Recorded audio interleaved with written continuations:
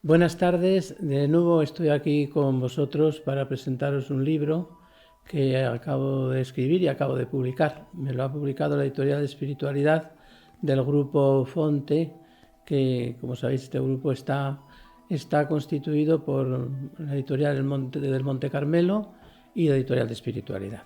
Pues bien, este es un libro que lleva por título San Juan de la Cruz, la Biblia, palabra mística. Es un libro, diría yo, un poco especial, porque no es ese tipo de libros que dice la Biblia en San Juan de la Cruz y la Biblia, o algo así. Es eso, pero muchísimo más, en el sentido de que yo he tratado de ver las conexiones profundas que la mística de San Juan de la Cruz tiene con la Sagrada Escritura. No solamente a base de los textos que él cita, sino a través de otros textos que incluso pudieran ser más expresivos que los que él toma como sustento de su apoyatura para establecer su mística en la Biblia. Y la pretensión que ha tenido este libro, fundamentalmente, se puede decir que ha sido doble. En primer lugar, esclarecer de una vez por todas que la mística de San Juan de la Cruz, el origen de ella es la Biblia. El origen principal, la fuente donde él la toma y diríamos el foco que ilumina todo su pensamiento y toda su existencia. Y digo esto porque hace algunos años hubo algunos autores que pensaron que San Juan de la Cruz había tenido una mística universal, una experiencia grandiosa de mística universal, y que luego la había traducido o la había expuesto en forma bíblica. Bien, pensaban algunos de forma consciente, para reflejar su fe cristiana y traducir esa experiencia que había tenido, que no era cristiana, sino que era universal, en cristiano. Y otros, pues, que lo habría hecho de forma inconsciente, o sea, de forma inconsciente se habría ido formulando en él pues la estructura de su mística en Biblia, en Biblia y en cristianismo. Bueno, pues yo con este libro quiero poner en claro que no hay nada de eso. Y bueno, esto ya estaba también un poco resuelto, pero quizás ahora ya quede ya más resuelto, que la experiencia mística de Juan de la Cruz es experiencia bíblica, es una experiencia de la Biblia. Y lo primero que me ha sucedido a mí es investigando este tema y profundizando en Juan de la Cruz, ha sido que yo he descubierto, a mi manera de ver, que Juan de la Cruz ha tenido una experiencia del libro de la Biblia. Bueno, no solamente experiencia bíblica, es decir, experiencia de la palabra de Dios, sino experiencia del mismo libro de la Biblia. Ha habido una experiencia del texto como tal, y esa experiencia ha sido desbordante y es la que hace que todo su pensamiento esté totalmente lleno de Sagrada Escritura, unas veces interpretándola de forma literal, otras de forma simbólica, otras de forma parabólica, otras de forma de transposición, en fin, de muchas maneras. Pero y todo eso no es más que una experiencia enorme que él tiene del libro, que le llega a él el pensamiento y le llega a veces de formas muy especiales, a veces al margen quizás de las interpretaciones científicas normales, pero otras evidentemente dentro de ese mundo científico. Bien, esta es una de mis primeras experiencias y por tanto pues os la quiero comunicar y está en el libro. Y después del libro he dicho que se escribe para dos aspectos, o tiene dos aspectos fundamentales que refleja. El primero es eso que acabo de decir, demostrar de una vez por todas que la experiencia bíblica de San Juan de la Cruz la experiencia mística de San Juan de la Cruz es experiencia bíblica, y la segunda es que una lectura profunda de Juan de la Cruz nos invita, diríamos, a hacer una lectura de la Biblia desde él. Y quizás sería una de las experiencias y una de las formas de leer la Biblia más importantes, porque la experiencia bíblica de Juan de la Cruz ha sido enorme y además de mística ha sido poética y literaria. Y el otro aspecto es hacer ver que la Sagrada Escritura es clave para entender a San Juan de la Cruz. Si no se entiende a San Juan de la Cruz de la Sagrada Escritura, se le margina, se hacen interpretaciones muy pequeñas, muy limitadas, pero no se hacen las interpretaciones auténticas. Bien, estos son los propósitos que yo he tenido al escribir el libro y me imagino que los he conseguido, porque eso me parece a mí, pero luego no sé si lo habré conseguido del todo. Esos son los lectores los que lo tienen que decir. Pues bien, el libro consta de 6 capítulos. 4 de estos capítulos se dedican a explicar las obras más importantes de San Juan de la Cruz, las obras mayores, desde la Sagrada Escritura. 4 capítulos. Un capítulo introductorio es la presentación del proyecto bíblico, de dónde se extiende la Biblia, dónde comienza hasta dónde se extiende y dónde comienza y dónde se extiende San Juan de la Cruz. Y hago ver ahí en ese capítulo primero como hay unas conexiones de fondo tremendas y mucho más allá de lo que piensa el santo. O sea, mucho más allá, digo, de lo que piensa, de lo que has puesto en los libros, sino que hay unas asonancias, unos reflejos, unos trasfondos que realmente están reclamando la interpretación de San Juan de la Cruz, y la interpretación de San Juan de la Cruz reclama la existencia de una historia de salvación. De modo que se crea aquí como una simbiosis muy grande entre San Juan de la Cruz y la Biblia y San Juan de la Cruz. Este sería el primer capítulo. Después, el segundo capítulo sería la destrucción de los ídolos en la cima del Carmelo, haciendo alusión, evidentemente, a ese pasaje tan bonito de Elías, en que habla, y que todos lo conocemos, en el Monte Carmelo, como al final venció a los ídolos y triunfó la palabra de Dios y triunfó el profeta. Y ese capítulo aborda la subida del Monte Carmelo, lo aborda. Y lo aborda desde muchas perspectivas, como se pueden imaginar, pero fundamentalmente el primer libro de la subida del Monte Carmelo, que hasta ahora era un libro que daba miedo a muchos, porque siempre se habla ahí de las nadas, no a esto, no a lo otro, y se habían cogido estos capítulos como claves en el pensamiento de Juan de la Cruz, y le habían negado muchos lectores a San Juan de la Cruz, porque muchos lectores al llegar ahí ya no seguían adelante. Bueno, pues este capítulo yo lo doy un vuelco, porque lo interpreto desde el capítulo 14.2, en que habla de un amor extremado, diríamos, a Jesucristo, con ansias con amores inflamado. Ese amor inflamado tan grande remite al Cantar de los Cantares. Y luego, por algunas alusiones que el santo hace precisamente ahí, de que se debe estudiar la vida de Cristo, se debe imitar a Cristo en cada una de nuestras cosas, y se debe seguir los pasos de Cristo, que dice ahí en ese libro, pues el libro lo doy un vuelco. Y entonces realmente es un libro de seguimiento, y sería la primera llamada de Jesús a los discípulos, y también un libro que tiene tonos del Cantar de los Cantares, de modo que las negaciones, las noches, todo esto tendría que leerse desde el Cantar de los Cantares y desde el seguimiento de Jesucristo. Este sería el libro primero de su vida. El libro segundo de su vida, evidentemente, trata de la fe. Y ahí, pues, el proyecto que yo he llevado adelante ha sido hacer reflejar primero los textos de San Juan de la Cruz, y después ver el fondo tan hondo que tiene en las Sagradas Escrituras el tema de la fe y el tema de Dios, porque realmente se aborda ahí dos temas, el tema de la fe y el tema de Dios. Y hay unas conexiones tan preciosas y tan bellas, ¿verdad?, entre Juan de la Cruz y esos textos que él no cita, porque los que cita son preciosos, pero los que no cita son, iba a decir, tan preciosos o más que los que cita. Y entonces diríamos que se enriquece muchísimo la comprensión de ese libro. El tercer libro de su vida, que trata de la esperanza, ¿verdad?, y del amor, en el de la esperanza me he hecho ver cómo Juan de la Cruz tiene una comprensión del Antiguo Testamento bellísima. Se puede ver y reflejar en los romances. En los romances presenta el Antiguo Testamento como un camino de esperanza, abierto a la esperanza. Y eso le da pie a él para que realmente no se configure Dios de ninguna manera. Y de la misma manera que se nos dice en el Pentateuco, en Isaías y en otros lugares, que de Dios no se debe tallar ninguna imagen, pues San Juan de la Cruz hace lo mismo. En la mente no podemos tallar una imagen de Dios. Siempre Dios es más, siempre más, siempre más. Aparece pues ahí un Dios en ese tercer libro de su vida, en relación a la esperanza, aparece un Dios, diríamos que a la altura de los profetas. Juan de la Cruz está aquí a la altura ahí de un buen Jeremías y de un Isaías, en su comprensión de la majestad de Dios, de la trascendencia de Dios, al mismo tiempo de su cercanía, pero Dios es cercano, muy, muy cercano, pero al mismo tiempo como muy lejano. Es un Dios, diríamos, hasta cordial desde este punto de vista de esta grandeza. Y esta grandeza toca al alma y la engrandece también a ella.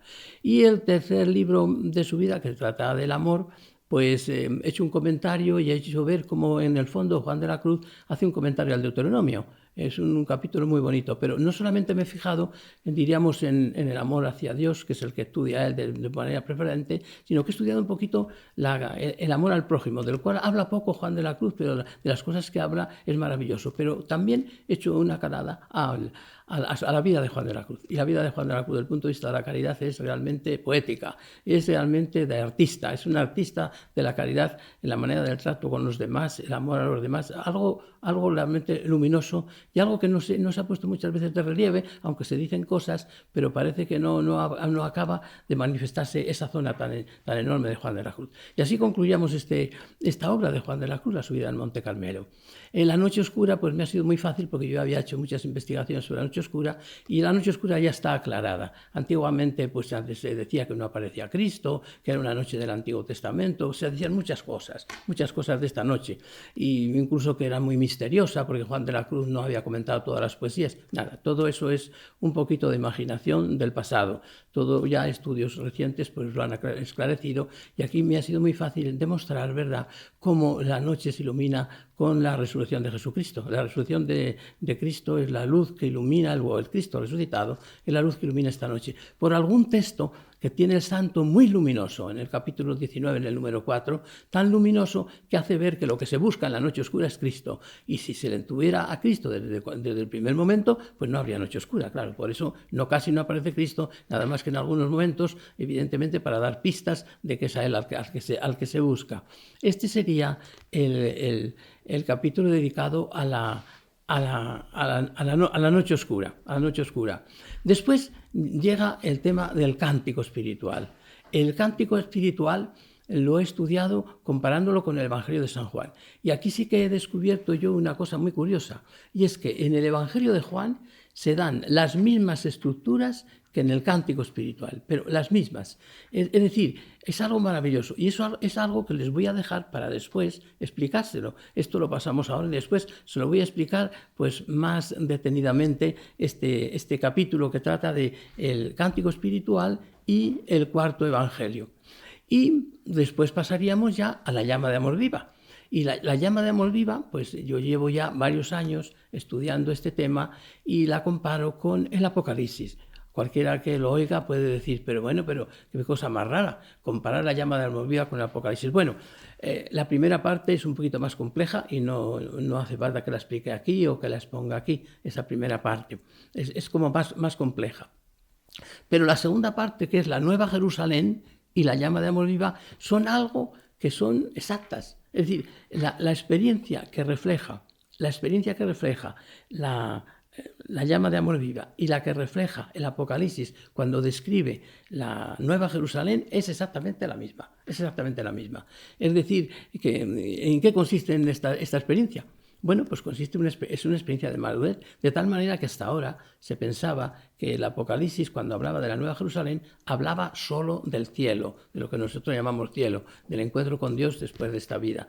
Es evidente que también habla de eso, es evidente, pero no principalmente. Principalmente habla de una experiencia del cristianismo muy grandiosa en la que aparece ya pacificado el ser humano, evidentemente en todas sus facultades, en todo su ser pacificado. Aparece solo una luz, que solo es la luz de Dios ilumina la ciudad, solo la luz del Cordero ilumina la ciudad. No hay dolor, no hay pena, no hay llanto, no hay nada de esto. Hasta ahora estas realidades, yo las he explicado ya algunas veces, pues el dolor, el llanto, se entendían, ¿verdad?, pues de la otra vida, que no hay dolor ni llanto. Hoy se entiende de esta. ¿Por qué no hay dolor ni llanto aquí? Pues la mística, cuando la persona llega a la experiencia profundísima de Dios, evidentemente que tiene los dolores normales de las personas. Pues puede tener un cáncer, puede tener otra enfermedad, pero como descubre el misterio, al descubrir ese misterio tan hondo de la comunión con Dios y de vivir con Él, pues esos dolores quedan apaciguados, no en el dolor como tal, sino que se encuentra su sentido. Y cuando uno encuentra el sentido de las cosas, el dolor evidentemente, pues de alguna manera queda desactivado. Ese es el dolor al que se refiere el Apocalipsis y también evidentemente hace ya como un salto o un brinco al otro no dolor que será en el cielo, que quedará barrido toda esta realidad. Pues bien, esta experiencia queda clarísimamente en el libro de Llama. Es lo que canta Llama. Llama es una experiencia de la Trinidad en una profundidad enorme del ser humano. Se van sintiendo las diversas personas y esa presencia de la Trinidad en el ser humano la ilumina, la pacifica, la llena de él, la diviniza. Y no hay palabras para definir eso. Es una experiencia, diríamos, tan calificada y cualificada que, como digo, pues la palabra se queda corta. Para descubrirlo, pues hay que darle muchas vueltas a la lectura de Juan de la Cruz, hay que darle muchas vueltas a las moradas de Santa Teresa, las séptimas moradas, y ahí se descubre lo que ellos quieren decir, que es una experiencia ya total de transformación. La persona se ha transformado en Cristo, y esa transformación en Cristo, aunque la persona todavía vive la realidad de la tierra, en su corporalidad y también en su pequeñez, pero esa transformación en Cristo lo ilumina todo, lo llena todo de luz. Entonces ese sería el estudio de la llama. Bien, y ahora, como no les expuse el capítulo que se refiere al cántico espiritual y al Evangelio de Juan, voy a dedicar unos minutos a explicar este capítulo entero. De modo que todo lo demás han sido como unas palabras de referencia para que podáis entrar y leerlo y comprenderlo, y este capítulo me voy a dedicar un poquito más, pero siempre verdad con cierta prisa o no deteniéndome mucho porque sería muy largo. Bueno, pues la experiencia que yo he hecho, mejor dicho, el descubrimiento que he hecho, es que me he quedado sorprendido de que en el Evangelio de Juan esté todo el cántico espiritual. Y esto no es, yo no lo he buscado o lo escribo a la fuerza, forzando las cosas, no. Dándole vueltas, una vez estudiando el cántico espiritual, con que lo podía comparar, y sentía yo como que el cántico espiritual me sonaba a dos cosas, al Cantar de los Cantares y al Evangelio de Juan. Evidentemente que tiene unos trasfondos tremendos de Pablo, unas asonancias muy enormes, muy grandes, que no se pueden negar. Pero no acababa yo de ver en qué estaba ese parecido del Evangelio de Juan al cántico espiritual. No acababa de verlo. ¿Y por qué? Porque no le cita mucho expresamente. Es curioso. Uno va a buscar citas y encuentra muy poquitas, no son muchas. Y además algunas, pues iba a decir que un poquito intrascendentes. Y me seguía preguntando, ¿pero en qué consiste esto? ¿Por qué a mí me suena esto al Evangelio de Juan? Bueno, pues empecé viendo, digo, pues voy a ver. Y empecé viendo y se lo voy a exponer. Mire, el Evangelio de Juan comienza con el prólogo, ¿verdad? Pues San Juan de la Cruz también comienza con el prólogo. Cuando habla del amado, de dónde hay que buscarle, y cita el prólogo de Juan. Pero varios textos y le da vueltas y vueltas y vueltas. Los dos comienzan con el prólogo. Esto sería la primera cosa que tenemos, que los dos comienzan, ¿verdad?, con el prólogo. Después, inmediatamente, en el Evangelio de Juan, los discípulos comienzan preguntando, y van buscando a Jesús caminando. Es muy bonito todo lo del Evangelio de Juan en el capítulo primero, como unos discípulos van buscando al Señor. Es un parecido clarísimo a ¿dónde te escondiste, amado? Y más textos, ¿verdad?, que están en el fondo de eso. De modo que también comienza Juan de la Cruz con los discípulos. Después, el Evangelio de Juan habla de una boda, la boda de Caná, y el Evangelio, el cántico espiritual, pues dice que es un canto de bodas, porque todo el camino que se está haciendo es para encontrar a Cristo bajo una forma anunciada. Luego hasta ahora todo exacto.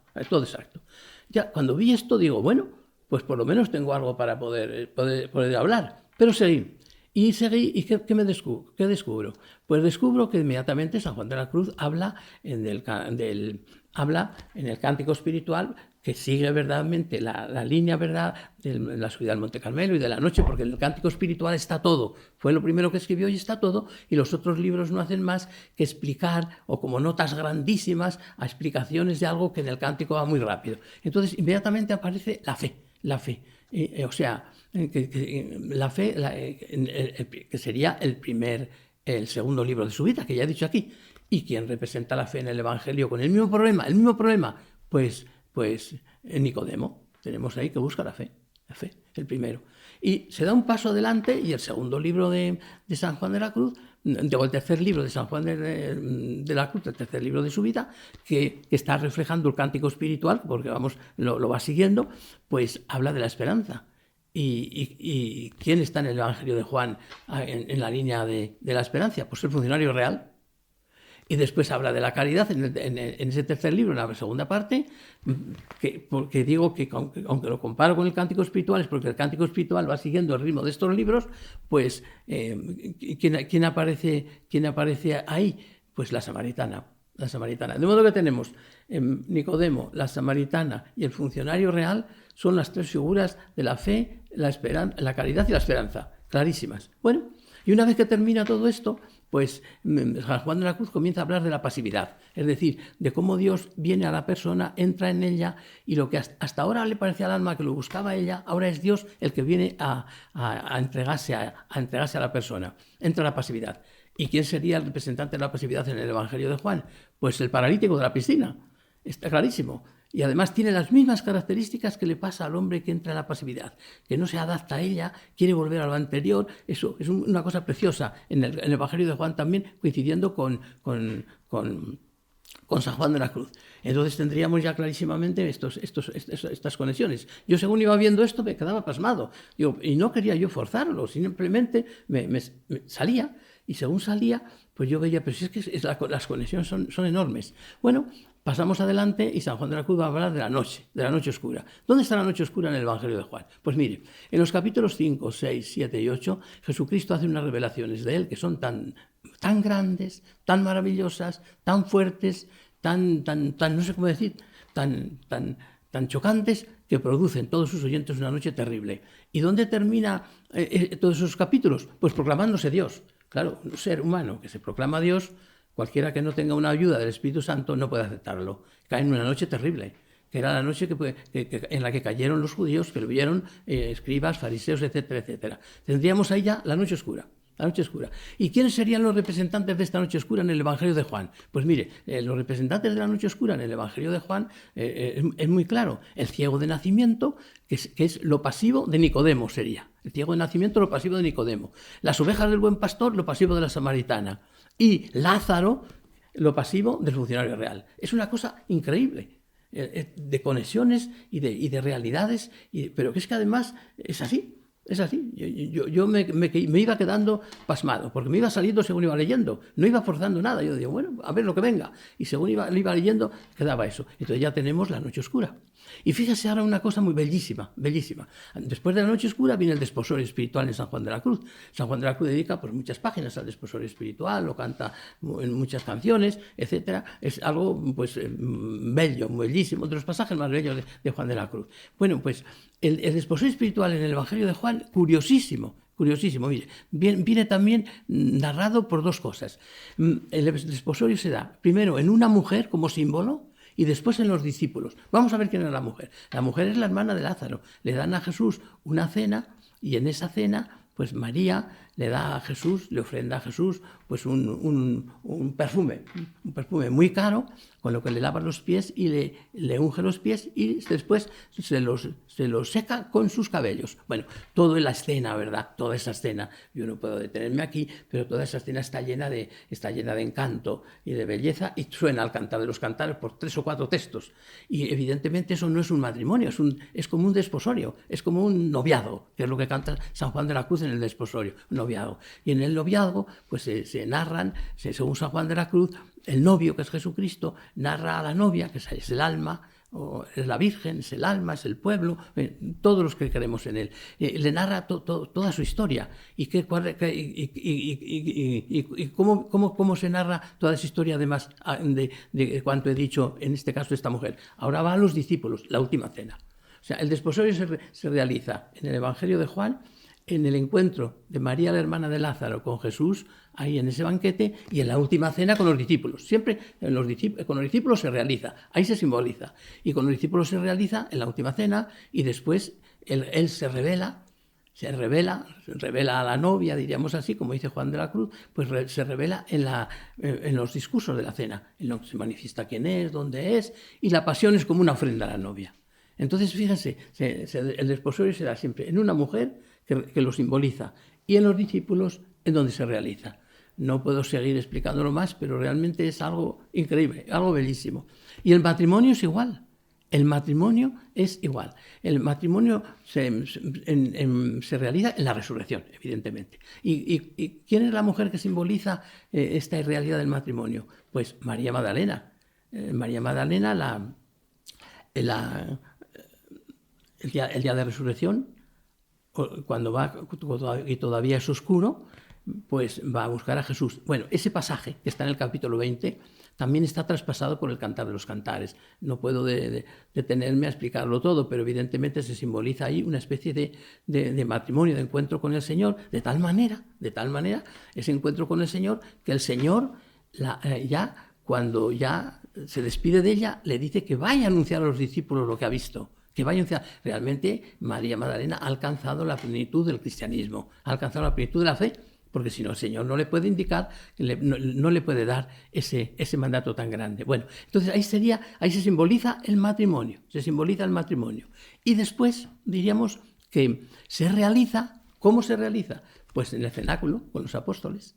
En el momento que se encuentra Jesús con los apóstoles, cuando les da la paz, cuando recupera a Tomás, toda esta realidad es ahí, le da la paz. Y también se ve que ahí se ha realizado en plenitud este acontecimiento, porque Jesús a los discípulos les envía a predicar y a perdonar.